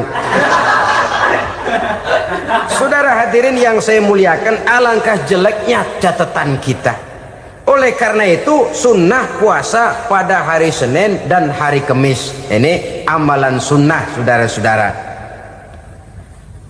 Dan oleh karena ini amalan sunnah, sebagian ulama memberikan penjelasan, walaupun lupa niat, kalau sudah malam itu lupa niat, boleh niatnya sudah siang puasa sunnah ini, dengan catatan dari pagi belum makan apa-apa. Malam saudara lupa, tahu-tahu ingat ini hari Senin, ini hari Senin, dah jam 10, niatlah jam 10 itu, sah puasanya asal dari pagi belum makan apa-apa. Tapi kalau sudah dapat 2 piring baru niat, jam 10 itu lain, ngojek namanya. Jadi puasa sunnah yang ketiga, puasa pada hari Senin dan hari Kamis. Yang keempat, puasa jenis sunnah yang keempat, puasa 6 hari di bulan Syawal. Diriwayatkan oleh Imam Muslim dari Abi Ayyub bahwa Nabi bersabda, "Man shoma Ramadhana summa atba'ahu sittan min Syawal kana kasyamid dahri." Barang siapa yang berpuasa di bulan Ramadan kemudian diikutinya dengan 6 hari di bulan Syawal, maka dia seolah-olah seperti orang yang berpuasa 1 abad lamanya. Allahu Akbar. Demikian besar keuntungannya. 6 hari di bulan Syawal sama dengan orang yang berpuasa 1 abad lamanya. Ini fadailul a'mal, saudara-saudara. Jangan diartikan karena menang sudah puasa 6 hari bulan Syawal, Ramadan tahun depannya lantas nggak puasa. Kenapa? Ukurannya sudah 1 abad. Bukan itu pengertiannya. Ini mendorong orang memberikan ganjaran pahala yang sedemikian besar. 6 hari setelah Ramadan, artinya di bulan Syawal. Tidak pada hari pertama Syawal karena haram hukumnya berpuasa pada hari fitri itu. 6 hari di bulan Syawal. Tinggal lihat yang mampunya saja. Boleh berurutan, boleh tidak berselang-seling, boleh, asal saja jumlahnya 6 hari selama masih bulan Syawal itu. Hari ini 3 hari lagi, 4 hari lagi, diselang-seling atau berurutan, itu juga lebih baik. Puasa sunnah 6 hari daripada bulan Syawal. Kemudian yang kelima, puasa sunnah 3 hari pada setiap bulan. 3 hari pada setiap bulan. Diriwayatkan oleh Imam Bukhari dan Muslim dari Abi Hurairah. Abi Hurairah bercerita, "Ausani khalili sallallahu alaihi wasallam bisalasin." Kekasih saya Rasulullah berwasiat kepada saya, memesankan benar-benar kepada saya untuk melaksanakan 3 amalan yang terpuji. Pertama, siyamu salasati ayyamin min kulli syahrin. Puasa 3 hari dalam setiap bulan. Ini wasiat yang pertama. 3 hari pada setiap bulan. Tidak peduli bulan apa saja. Dalam artian ya bulan menurut perhitungan Islam ya. Muharram, Safar, Rabiul Awal, Rabiul Tsani, Jumadal Ula, Jumadil Akhir, Rajab, Sya'ban, Ramadan, Syawal, Zulqa'dah, Zulhijjah dan selanjutnya. 3 hari pada setiap bulan.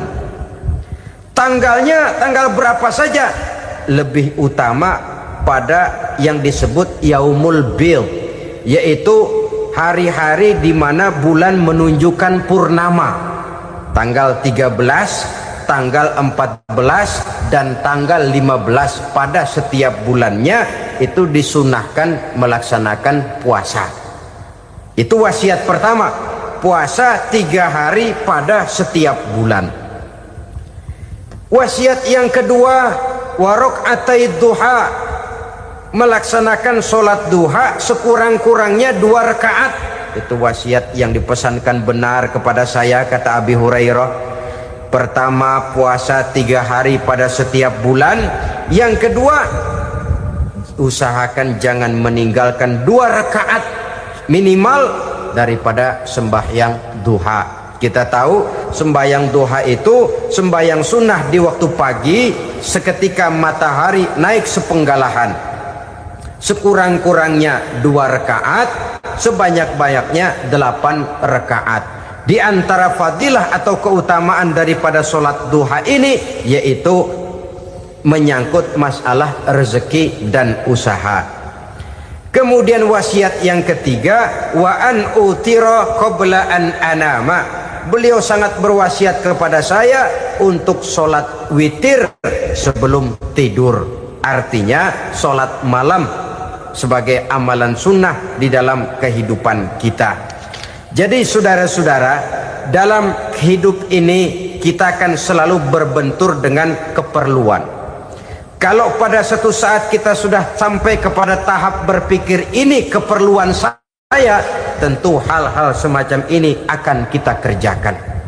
Kita belum tergerak melaksanakan ini semua oleh karena barangkali kita merasa belum memerlukannya. Karena itu marilah kita berusaha di samping melaksanakan puasa yang wajib, juga melaksanakan puasa yang sunnah di dalam kehidupan kita. Ini jenis puasa-puasa yang sunnah. Kemudian yang kedua, ada macam puasa yang disebut puasa nazar. Hukum pelaksanaannya wajib apabila nazarnya sudah terwujud. Puasa nazar, puasa yang dikaitkan dengan suatu persoalan. Umpamanya, kalau saya lulus ujian, saya akan puasa 1 minggu lamanya. Begitu ujiannya ternyata lulus, dia wajib bayar nazarnya. Puasa 7 hari, tidak lagi sunnah tapi wajib karena dia nazarkan. Asal saja tidak sah nazar kepada yang makruh apalagi kepada yang haram. Umpamanya nazar kalau tembus 6 nomor mau puasa 3 hari. Itu nazar semacam itu bukan saja tidak sah tapi haram hukumnya. Tidak boleh nazar kepada yang makruh apalagi kepada yang haram. Jadi apabila maksud yang sudah kita niatkan tercapai, wajiblah nazar itu dibayar, yaitu kalau nazarnya sunnah melaksanakan ibadah puasa. Kita akan mulai dari yang pertama, puasa-puasa sunnah. Sebagaimana yang kita maklum, sunnah adalah satu perbuatan yang apabila kita kerjakan berpahala, tapi apabila kita tinggalkan tidak merupakan dosa. Hanya saja ia merupakan barometer dan ukuran daripada orang-orang yang cinta kepada sunnah itu sendiri. Ada banyak jenis puasa-puasa sunnah ini. Yang pertama, puasa sunnah di bulan Muharram. Rasulullah sallallahu alaihi wasallam bersabda, afdalus siyami ba'da Ramadan syahrullahil Muharram wa afdalus salati ba'dal fariḍah salatul lail. Diriwayatkan oleh Muslim dari Abi Hurairah. Puasa yang paling utama sesudah puasa Ramadan tidak lain adalah puasa di bulan Muharram, dan solat yang paling afdol sesudah solat yang wajib adalah solat pada sepertiga malam yang akhir. Puasa di bulan Muharram merupakan puasa sunnah dan mempunyai nilai yang sangat besar dalam pandangan Allah Subhanahu wa ta'ala. Buat mereka yang mampu melaksanakan puasa sunnah di bulan Muharram ini, boleh melaksanakannya selama 10 hari. Hari yang pertama boleh juga 3 hari saja, atau setidak-tidaknya 1 hari daripada bulan Muharram. Yang kedua, puasa 10 hari daripada bulan Zulhijjah. Karena bulan Zulhijjah ini memang termasuk bulan yang dimuliakan oleh Allah Subhanahu wa ta'ala. Pertama, di sana ada hari Tarwiyah, ada hari Arafah, ada hari kurban, ada talbiyah, ada pelaksanaan haji dengan segala manasiknya. Maka puasa sunnah di bulan Zulhijjah merupakan amalan yang sangat utama dan besar pahalanya dalam pandangan Allah Azza wa Jalla. Sebagian ulama menjelaskan, man shoma hazihil ayyam akramahullahu bi asri asya'in. Siapa orang yang melaksanakan ibadah puasa sunnah pada hari-hari 10 di bulan Zulhijjah ini, Allah Subhanahu wa ta'ala akan memuliakannya dengan 10 macam perkara. Saudara, ini keuntungannya. Yang pertama, orang yang puasa di hari-hari 10 bulan Zulhijjah, diberikan al-barakah fi umrihi, diberikan keberkahan pada umurnya. Setiap kita ingin memperoleh umur yang berkah. Umur yang berkah itu yang bagaimana? Apa yang jumlahnya panjang? Mungkin. Tetapi yang jelas umur yang berkah ini adalah umur yang bisa dipertanggungjawabkan di hadapan Allah Subhanahu wa taala.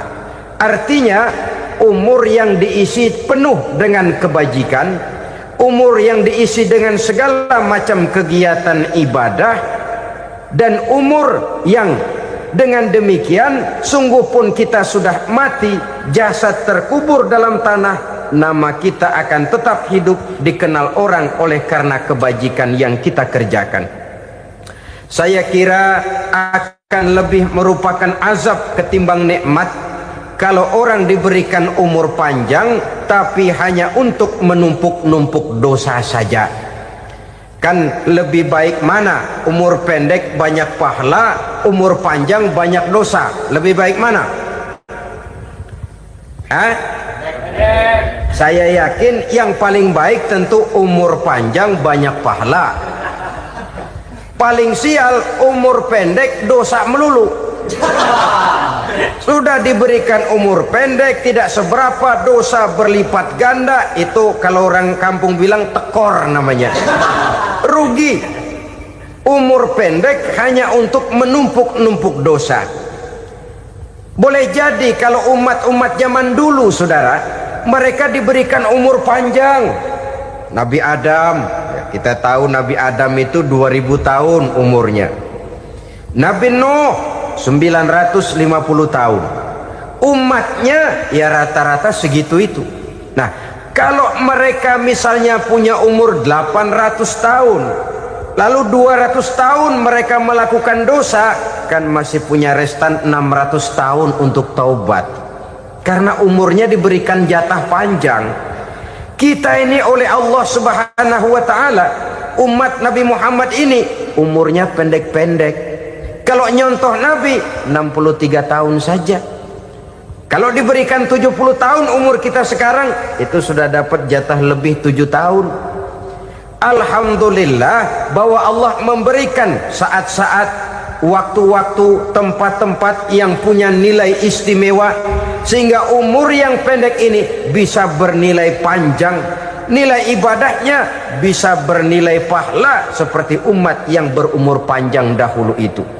Karena itu manfaatkan umur dengan baik, dan salah satu keberkahan daripada umur akan datang dengan melaksanakan ibadah puasa sunnah. Ini yang pertama. Yang kedua, az-ziyadatu fi malihi, berikan tambahan hartanya, menjadi orang kaya. Kaya apa? Kaya hati setidak-tidaknya. Karena dengan tekun dan rajin melaksanakan ibadah puasa, yang segera tertanam dalam jiwa seseorang merasakan cukup di dalam kehidupan. Itulah dia orang yang paling kaya, orang yang hidupnya paling cukup.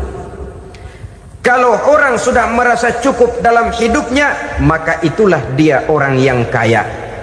Saudara-saudara kaum muslimin rahimakumullah, puasa sunnah memberikan tambahan harta, usahanya berkembang, dengan demikian membawa keberkahan, hartanya makin bertambah, akan menunjang ibadahnya kepada Allah, lebih memantapkan dan membawa ketenangan dalam hidupnya.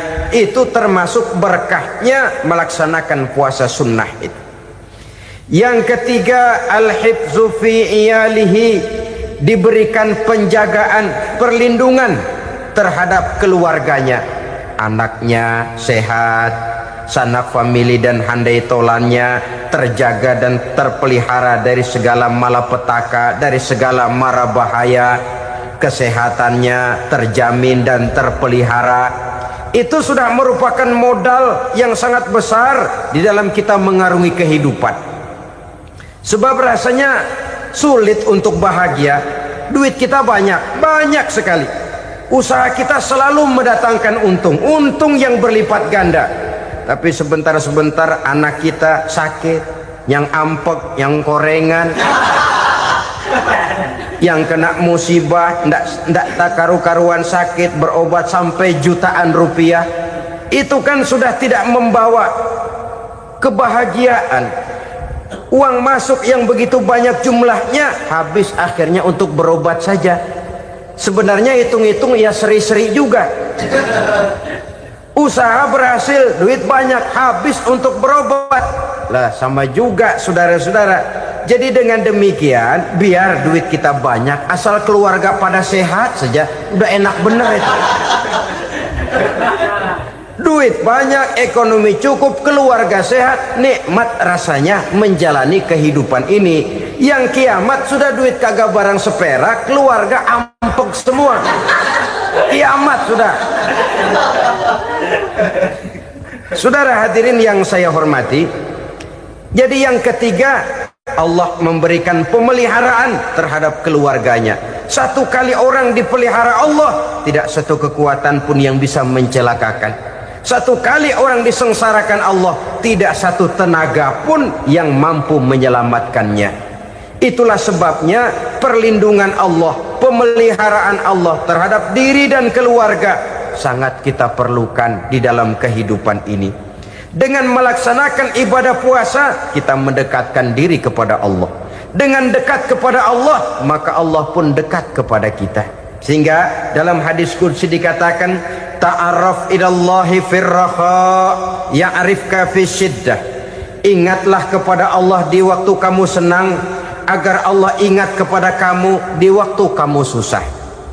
Yang kita laksanakan kadang-kadang sebaliknya.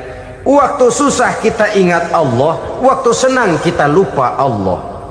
Akhirnya nanti pada waktu kita melarat, kebelangsak, susah dan sebagainya, pertolongan tidak akan datang kepada kita. Benar, ta'arraf ilallah firraha ya'rifka fi syiddah. Ingatlah kepada Allah di waktu kamu susah, ingatlah kepada Allah di waktu kamu senang, agar Allah ingat kepadamu di waktu kamu mendapat kesusahan. Umumnya watak manusia memang kalau sudah dapat susah, ingat kepada Allah. Waktu duduk, waktu berbaring, sambil tidur, dalam segala keadaan Allah disebutnya, Allah dimintakan pertolongannya. Tapi dikala dia berada pada posisi di atas angin, merasa senang, bahagia, Allah terlupakan. Saudara-saudara kaum muslimin, itu yang ketiga. Yang keempat, at-takfiru li sayyiatihi. Orang yang melaksanakan puasa sunnah itu diampuni segala dosa dan kesalahan yang telah dilakukannya. Dan yang kelima, at-tad'ifu li hasanatihi, diberikan balasan yang berlipat ganda dari segala kebaikan yang dikerjakannya. Satu berbalas 7, 7 bisa berbalas 10, 10 masih berbalas 100, masih ditambah dengan wallahu yudha'ifu liman yasha. Allah melipat gandakan pahala orang-orang yang dikehendakinya. Maka carilah satu kebaikan yang apabila kita kerjakan, dosa akan dihapus dan nilai pahalanya menjadi berlipat ganda. Satu kali kita bekerja, 2-3 pulau bisa kita raih dan kita jangkau. Yang keenam, orang yang melaksanakan puasa sunnah di bulan Zulhijjah, at-tashil li sakarati mautihi, diberikan kemudahan pada saat menghadapi sakaratul maut. Maut a mysterious problem. Dia adalah pintu yang setiap orang pasti akan memasukinya. Bahwa mati adalah mati, itu semua kita tahu. Tapi hakikat orang pada saat menghadapi mati itu kan berbeda-beda. Ada yang matinya itu gampang sekali, persis orang tidur saja, tidak nampak gelisah, tidak bikin susah yang hidup, tidak gelimpangan di tempat tidur, persis seperti orang mau tidur saja. Ada yang sulit sekali menghadapi sakaratul maut, gelimpangan di tempat tidur, bikin bingung orang yang nunggu. Kadang-kadang seperti kerbau digorok lehernya. Saudara-saudara, sulit menghadapi sakaratul maut. Oleh karena itu Rasulullah sallallahu alaihi wasallam sering beliau itu kalau berdoa membaca Allahumma hawwin alayya fi sakaratil maut. Ya Allah, mudahkan saya di dalam menghadapi sakaratul maut. Rasulullah saja, saudara, orang yang ibadahnya paling banyak, orang yang hatinya paling bersih, orang yang akhlaknya paling luhur, masih berdoa semacam ini, mohon dimudahkan oleh Allah agar mudah menghadapi sakaratul maut. Apalagi kita, terus terang kita ini paling-paling kelas mukhtalid, bangsa sama pahala mau sama dosa doyan. Lebih perlu lagi menghadapi sakaratul maut, sehingga apabila malaikat maut datang menjemput nyawa kita, dimudahkan, jangan dibikin sulit, supaya mudah. Jadilah orang baik-baik. Biasanya kalau banyak yang mati, malaikat maut juga kali main-mainin dulu tuh orang, kutak-katik, ditakut-takutin dan segala macam. Saudara hadirin yang saya hormati, maka menghadapi sakaratul maut ini merupakan kunci. Apakah seseorang bisa husnul khatimah atau bisa su'ul khatimah? Salah satu jalan untuk memudahkan diri menghadapi sakaratul maut, melaksanakan puasa sunnah di bulan Zulhijjah ini. Yang ketujuh, ad-diya'u li zulumati qabrihi, diberikan terang di alam kuburnya. Kubur, saudara tahu, saudara tentu sering lihat orang dimasukkan ke liang lahat, ditutup dengan papan, dinding ari kata kita di kampung, lalu diuruk lagi dengan tanah. Dalamnya liang lahat, gelapnya liang lahat, gelapnya diuruk dengan tanah, gelapnya di dalam kubur, tiga gelap yang menjadi satu. Bapak moyangnya gelap.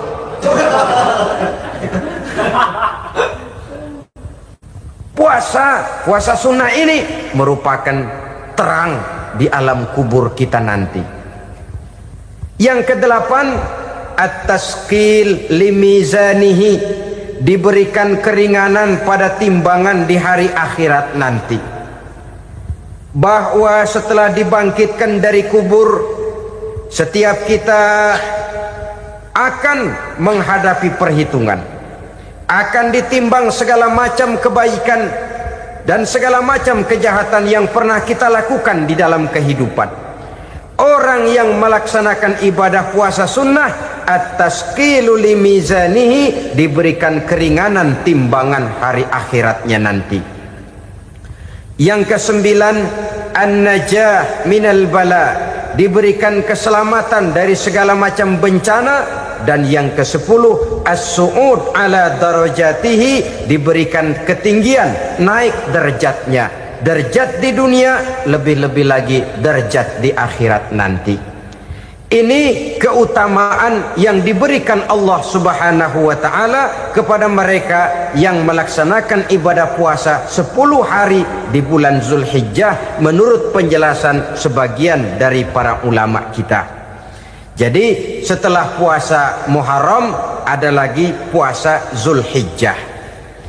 Kemudian puasa sunnah yang ketiga, puasa sunnah pada hari Senin dan hari Kamis. Apa sumber hukumnya? Diriwayatkan oleh Imam Muslim dari Abi Qatadah, Rasulullah sallallahu alaihi wasallam ditanya tentang puasa pada hari Senin. Kenapa Rasul melakukan itu? Beliau menjawab, zalika yaumu wulidtu fihi wa yaumu bu'istu au unzila alayya fihi. Hari Senin itu adalah hari di mana aku dilahirkan dan hari di mana aku dibangkitkan. Wahyu pertama turun kepadaku pun pada hari itu. Maka sunnah melaksanakan puasa pada hari itu. Adapun hari Kamis, ada hadis yang diriwayatkan oleh Imam Turmuzi dari Abi Hurairah, Nabi bersabda, tu'radul a'malu yaumul isnaini wal khamisi fa uhibbu an yu'rada amali wa ana sha'im. Disetor amal setiap manusia pada hari Senin dan pada hari Kamis. Maka aku ingin, kata Nabi, agar pada saat amalku disetor itu aku sedang puasa. Jadi malaikat itu menurut riwayat ini mencatat dan menyetorkan catatan amalan seseorang pada hari Senin, hari Kamis. Tiap hari Senin amalan kita disetor oleh malaikat. Catatan terakhir tentu yang sedang kita kerjakan, sehingga yang masuk daftar, saya tinggalkan orang ini, dia sedang puasa, karena naik catatan amalnya pada hari Senin. Kamis diangkat lagi, catatan paling akhir, saya tinggalkan orang ini, dia sedang puasa. Itu makna fa uhibbu ayyurada amali wa ana shaim. Aku senang kalau pada saat amalku disetor, catatan paling akhir aku lagi puasa. Satu keistimewaan. Alangkah celaka tiap amalan disetor kita sedang berbuat jahat. Senin, Kamis, teler, mabok, judi. Tiap amalan disetor, catatan akhirnya saya tinggalkan si fulan lagi teler. Laporan Senin. Kamis laporan lagi, saya tinggalkan si fulan lagi mirip kartu. Saudara hadirin yang saya muliakan, alangkah jeleknya catatan kita. Oleh karena itu sunnah puasa pada hari Senin dan hari Kamis. Ini amalan sunnah, saudara-saudara. Dan oleh karena ini amalan sunnah, sebagian ulama memberikan penjelasan, walaupun lupa niat, kalau sudah malam itu lupa niat, boleh niatnya sudah siang puasa sunnah ini, dengan catatan dari pagi belum makan apa-apa. Malam saudara lupa, tahu-tahu ingat ini hari Senin, dah jam 10, niatlah jam 10 itu sah puasanya, asal dari pagi belum makan apa-apa.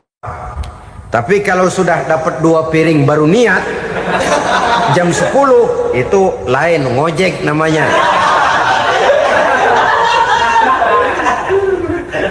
Jadi puasa sunnah yang ketiga, puasa pada hari Senin dan hari Kamis. Yang keempat, puasa jenis sunnah yang keempat, puasa 6 hari di bulan Syawal. Diriwayatkan oleh Imam Muslim dari Abi Ayyub bahwa Nabi bersabda, "Man shoma Ramadhana summa atba'ahu sittan min Syawal kana kasyamid dahri." Barang siapa yang berpuasa di bulan Ramadan kemudian diikutinya dengan 6 hari di bulan Syawal, maka dia seolah-olah seperti orang yang berpuasa 1 abad lamanya. Allahu Akbar. Demikian besar keuntungannya. 6 hari di bulan Syawal sama dengan orang yang berpuasa 1 abad lamanya. Ini fadailul a'mal, saudara-saudara. Jangan diartikan karena menang sudah puasa 6 hari bulan Syawal, Ramadan tahun depannya lantas nggak puasa. Kenapa? Ukurannya sudah 1 abad. Bukan itu pengertiannya. Ini mendorong orang memberikan ganjaran pahala yang sedemikian besar. 6 hari setelah Ramadan, artinya di bulan Syawal. Tidak pada hari pertama Syawal, karena haram hukumnya berpuasa pada hari fitri itu. 6 hari di bulan Syawal. Tinggal lihat yang mampunya saja. Boleh berurutan, boleh tidak berselang-seling, boleh, asal saja jumlahnya 6 hari selama masih bulan Syawal itu. Hari ini 3 hari lagi, 4 hari lagi, diselang-seling atau berurutan, itu juga lebih baik. Puasa sunnah 6 hari daripada bulan Syawal. Kemudian yang kelima, puasa sunnah 3 hari pada setiap bulan. 3 hari pada setiap bulan. Diriwayatkan oleh Imam Bukhari dan Muslim dari Abi Hurairah. Abi Hurairah bercerita, "Ausani khalili sallallahu alaihi wasallam bisalasin." Kekasih saya Rasulullah berwasiat kepada saya, memesankan benar-benar kepada saya untuk melaksanakan 3 amalan yang terpuji. Pertama, siyamu salasati ayyamin min kulli syahrin. Puasa 3 hari dalam setiap bulan. Ini wasiat yang pertama. 3 hari pada setiap bulan. Tidak peduli bulan apa saja. Dalam artian ya bulan menurut perhitungan Islam ya. Muharram, Safar, Rabiul Awal, Rabiul Tsani, Jumadal Ula, Jumadil Akhir, Rajab, Sya'ban, Ramadan, Syawal, Zulqa'dah, Zulhijjah dan selanjutnya. 3 hari pada setiap bulan. Tanggalnya tanggal berapa saja. Lebih utama pada yang disebut Yaumul Bid, yaitu hari-hari di mana bulan menunjukkan purnama. Tanggal 13, tanggal 14 dan tanggal 15 pada setiap bulannya itu disunahkan melaksanakan puasa. Itu wasiat pertama, puasa 3 hari pada setiap bulan. Wasiat yang kedua, waraqatai duha, melaksanakan sholat duha sekurang-kurangnya 2 rakaat. Itu wasiat yang dipesankan benar kepada saya, kata Abi Hurairah. Pertama, puasa 3 hari pada setiap bulan. Yang kedua, usahakan jangan meninggalkan 2 rakaat minimal daripada sembahyang duha. Kita tahu sembahyang duha itu sembahyang sunnah di waktu pagi seketika matahari naik sepenggalahan. Sekurang-kurangnya 2 rakaat, sebanyak-banyaknya 8 rakaat. Di antara fadilah atau keutamaan daripada sholat duha ini yaitu menyangkut masalah rezeki dan usaha. Kemudian wasiat yang ketiga, wa an utira qabla an anama. Beliau sangat berwasiat kepada saya untuk sholat witir sebelum tidur. Artinya sholat malam sebagai amalan sunnah di dalam kehidupan kita. Jadi saudara-saudara, dalam hidup ini kita akan selalu berbentur dengan keperluan. Kalau pada satu saat kita sudah sampai kepada tahap berpikir ini keperluan saya, tentu hal-hal semacam ini akan kita kerjakan. Kita belum tergerak melaksanakan ini semua oleh karena barangkali kita merasa belum memerlukannya. Karena itu marilah kita berusaha di samping melaksanakan puasa yang wajib juga melaksanakan puasa yang sunnah di dalam kehidupan kita. Ini jenis puasa-puasa yang sunnah. Kemudian yang kedua, ada macam puasa yang disebut puasa nazar. Hukum pelaksanaannya wajib apabila nazarnya sudah terwujud. Puasa nazar, puasa yang dikaitkan dengan suatu persoalan. Umpamanya, kalau saya lulus ujian, saya akan puasa 1 minggu lamanya. Begitu ujiannya ternyata lulus, dia wajib bayar nazarnya. Puasa 7 hari, tidak lagi sunnah tapi wajib karena dia nazarkan. Asal saja tidak sah nazar kepada yang makruh apalagi kepada yang haram. Umpamanya nazar kalau tembus 6 nomor mau puasa 3 hari. Itu nazar semacam itu bukan saja tidak sah tapi haram hukumnya. Tidak boleh nazar kepada yang makruh apalagi kepada yang haram. Jadi apabila maksud yang sudah kita niatkan tercapai, wajiblah nazar itu dibayar, yaitu kalau nazarnya sunnah melaksanakan ibadah puasa.